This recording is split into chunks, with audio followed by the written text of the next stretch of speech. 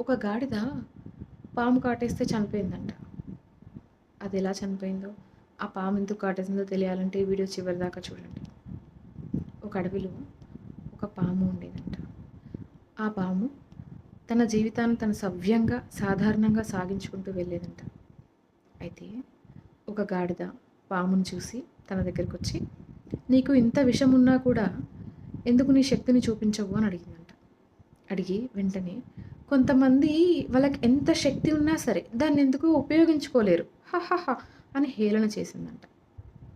దానికి పాము, "నా శక్తిని అనవసరంగా చూపించాల్సిన అవసరం నాకు లేదు. కానీ నన్ను తొక్కితే మాత్రం నా శక్తి ఏంటో తప్పనిసరిగా చూపిస్తాను" అని చెప్పిందంట. అయితే గాడిద, "అవునా? అయితే నన్ను కాటేయి, నన్ను కాటేయి, నన్ను కాటేయి" అని అడిగిందంట. అప్పుడు పాము నవ్వుకుంటూ తిరిగి వెళ్ళిపోయిందంట. అప్పుడు గాడిద, "నీ వల్ల కాదు, నీకు చేత కాదు" అని ఎన్ని అనుకున్నా కూడా పాము తిరిగి చూడకుండా నవ్వుకుంటూ వెళ్ళిపోయిందంట. కానీ కర్మ అంటాం కదా! కర్మ అంటే ఏంటో తెలుసా? అదే రోజు రాత్రి అనుకోకుండా అదే గాడిద పాముని తొక్కేసిందంట. వెంటనే పాము తిరిగి ఒకటే కాటు వేసిందంట.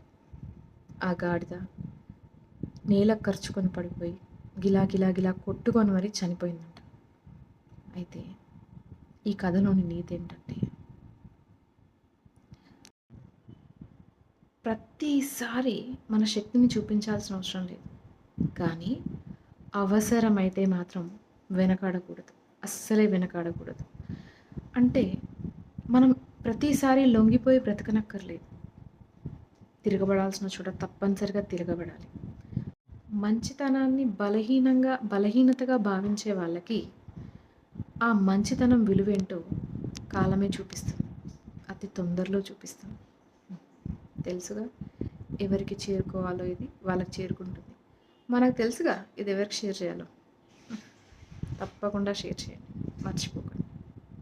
ఇలాంటి మరిన్ని ఆసక్తికరమైన వీడియోల కోసం మన ఛానల్ని ఫాలో అవ్వండి. Please to subscribe. చాలామంది చూస్తున్నారు కానీ లైక్ చేయడం మర్చిపోతున్నారు.